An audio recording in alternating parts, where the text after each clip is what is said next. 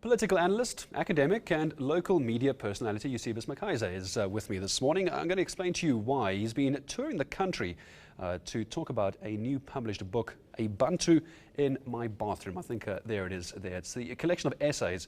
The man writes a lot. McKaiser raising a number of controversial arguments about race, sexuality, cultural diversity. Well, let's welcome him to the show. Eusebius, good morning to you. You and I have tussled many times on air. We've covered many stories. We're now covering this as well. Why the book? I think that there isn't enough of a tradition in South Africa of writing essays. We've got a lot of newspaper columns, Gareth, and some people might think that's what the book is about. It's not a collection of newspaper columns. It's not stuff that I've written before. These are good 2,000 to 3,000 word essays that reflect on a range of debates within the race discourse in South Africa, questions about sex and sexuality, and then a bunch of sort of cultural questions towards the end. So I'm trying really to role model what critical dialogue is about, and I've done so by writing full-length essays in a very plain style, using lots of personal stories, my observations from radio, my interaction with South Africans, but using that to draw the reader in and then posing some critical questions. You're posing a couple of critical comments as well. If you're in Cape Town, by the way, you're going to enjoy this particular comment from Eusebius. Cape Town's reality is, how should you put this? Well, you do it, actually ugly. Do you need to defend yourself? Well, no, it's that essay, it's got so much response. It's an essay that is entitled, Cape Town's Dirty Coloured Secrets.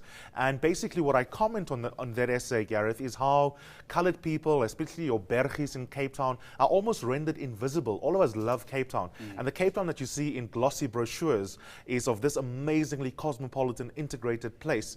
And as a coloured person, as someone who's got coloured family members across the Cape Flats, I thought it's about time we reflected properly on where coloured people fit in aesthetically and otherwise when it comes to the Cape Town experience. It was one of the most emotionally challenging essays to write. I'm going to pull the journalist thing on you here. Why? Why is that the situation? Why is that? Why do you want to address that? Why Eusebius McKaiser? Because I come from the coloured community, and even though I call myself Black African, one of the other motifs in the book is exactly this question around coloured identity. And when it comes to Cape Town, my early association with Cape Town as a kid was when my family, working class family from Grahamstown, would drive to visit family in Cape Town.